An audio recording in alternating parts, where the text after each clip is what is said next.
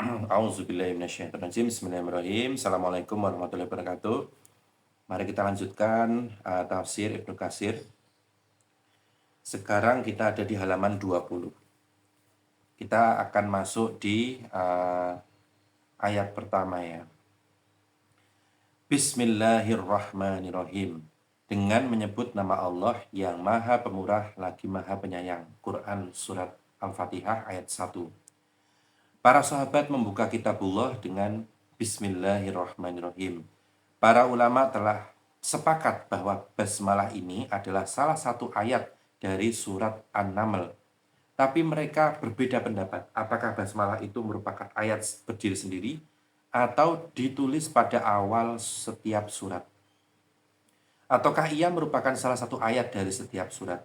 Atau ia merupakan bagian dari surat Al-Fatihah saja dan bukan surat-surat yang lainnya. Ataukah ia ditulis di awal setiap surat hanya untuk pemisah antara surat semata dan bukan merupakan awal surat. Dan bukan merupakan ayat. Ada beberapa pendapat di kalangan para ulama baik salaf maupun kholaf tentang hal itu. Dan bukan di sini tempat untuk menjelaskannya.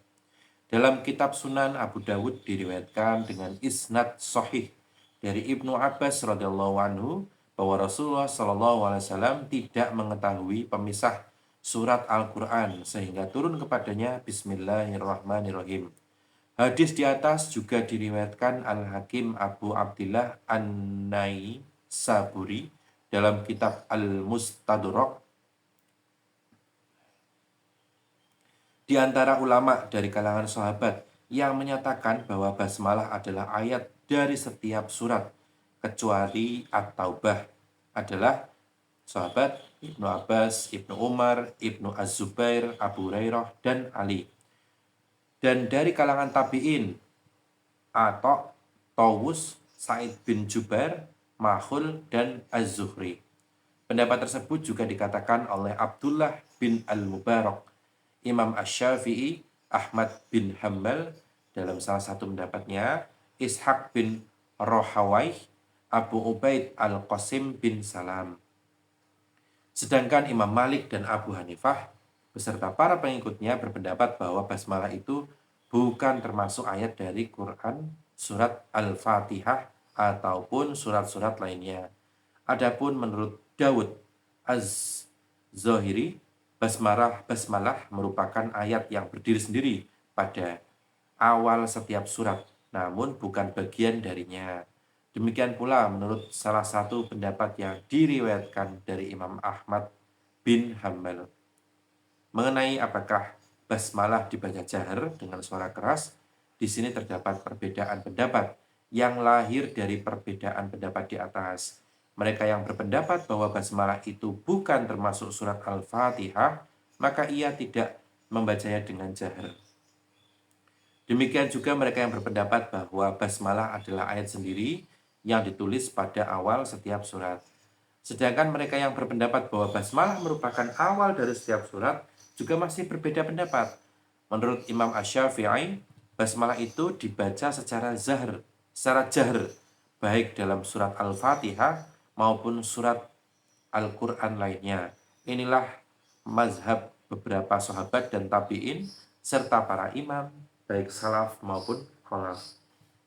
Dalam kitab Sahih Al-Bukhari diriwayatkan dari Anas bin Malik bahwa ia pernah ditanya mengenai bacaan Nabi Shallallahu Alaihi Wasallam, maka ia menjawab, kanat qiraatuhu madda summa qara'a Bismillahirrahmanirrahim yamuddu bismillah wa yamuddur rahman wa yamuddur rahim. Bacaan beliau itu kalimat demi kalimat sesuai dengan panjang pendeknya. Kemudian Anas membaca Bismillahirrahmanirrahim dengan memanjangkan bismillah, lalu Ar-Rahman dan Ar-Rahim memanjangkan bagian-bagian yang perlu dipanjangkan.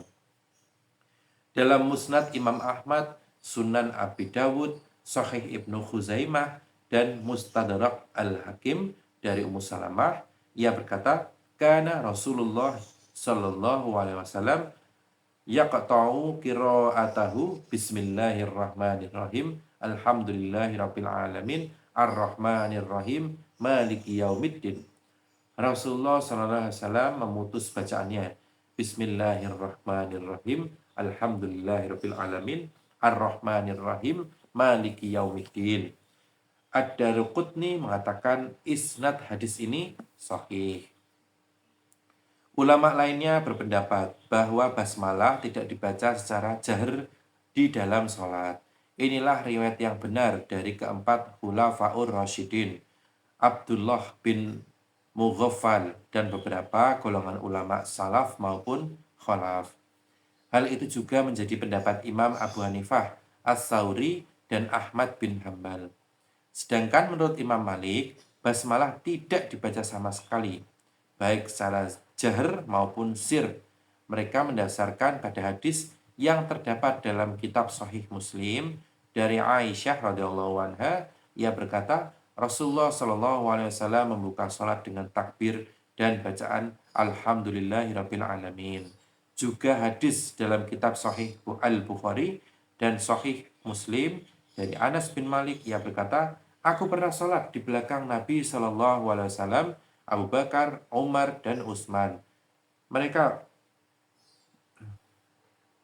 semua membuka sholat dengan bacaan Alhamdulillahirabbil alamin. Dan riwayat dari Muslim, mereka tidak menyebutkan Bismillahirrahmanirrahim pada awal bacaan, tidak juga pada akhirnya. Hal senada juga terdapat dalam kitab Sunan dari riwayat Abdullah bin Mughaffal. Demikianlah dasar-dasar pengambilan pendapat para imam mengenai masalah ini. Sebenarnya ini bukanlah perbedaan pendapat yang besar, karena pada dasarnya mereka telah bersepakat bahwa sholat orang yang menjaharkan atau yang mensiarkan basmalah adalah sah. Segala puji bagi Allah Subhanahu wa taala. Keutamaan basmalah. Membaca basmalah disunahkan pada saat mengawali setiap pekerjaan dan ketika hendak masuk ke kamar kecil atau toilet, sebagaimana disebutkan dalam hadis.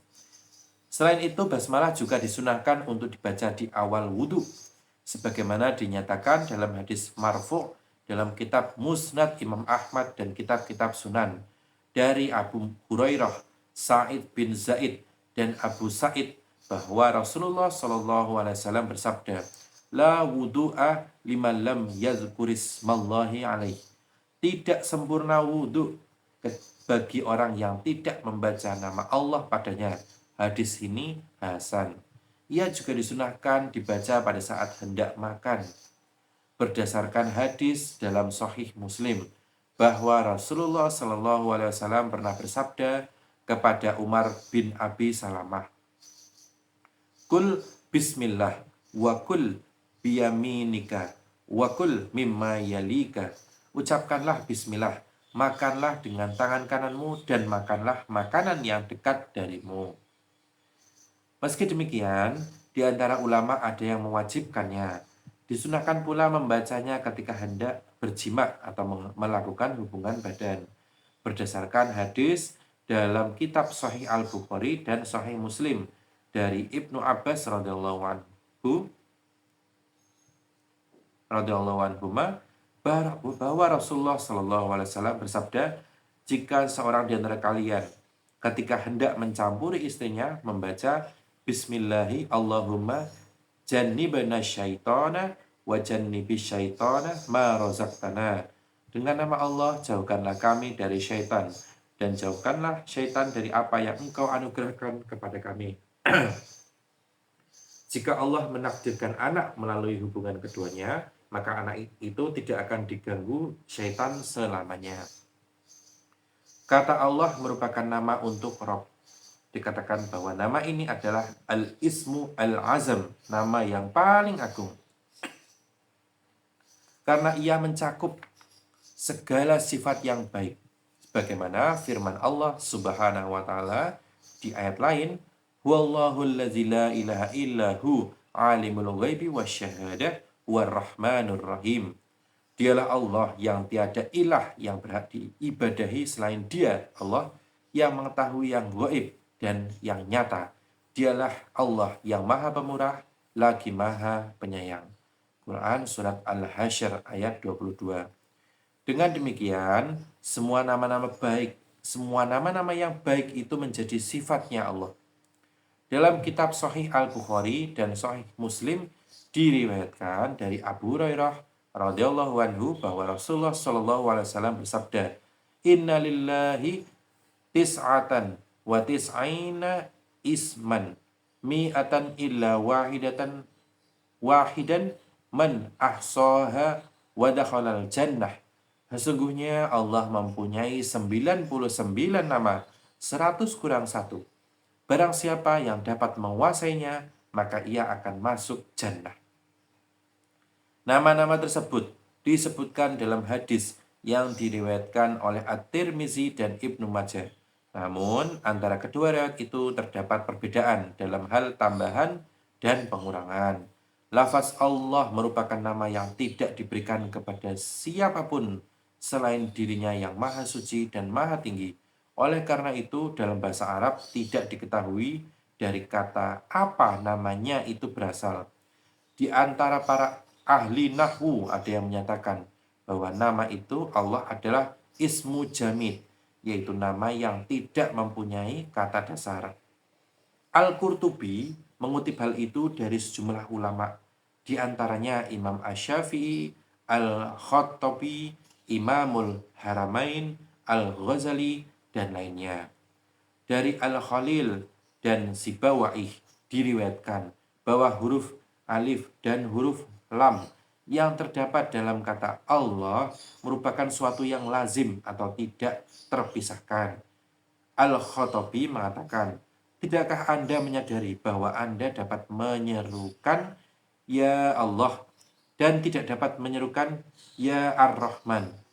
Kalau kata Allah bukan kata yang masih asli, maka tidak boleh memasukkan huruf nida atau seruan terhadap alif dan lam." Ada juga yang berpendapat bahwa kata Allah itu mempunyai kata dasar.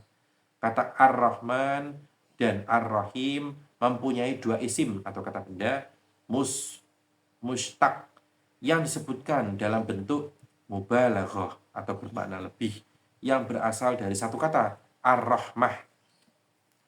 Namun kata Ar-Rahman menunjukkan makna yang lebih dalam dari kata Ar-Rahim.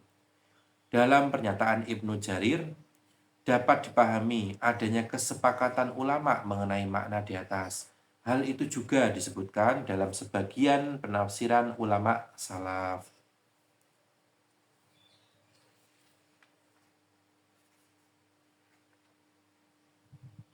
Al-Qurtubi mengatakan bahwa dalil yang menunjukkan bahwa isim ini mustaq adalah hadis riwayat At-Tirmizi dari Abdurrahman bin Auf radhiyallahu anhu bahwa ia pernah mendengar Rasulullah Shallallahu alaihi wasallam bersabda, "Qala Allah Ta'ala ana Ar-Rahman khalaqtur rahma khalaqtur rahim wa syaqaqtu laha isman min ismi faman wasolaha wasaltuhu waman qata'aha qata'tuhu."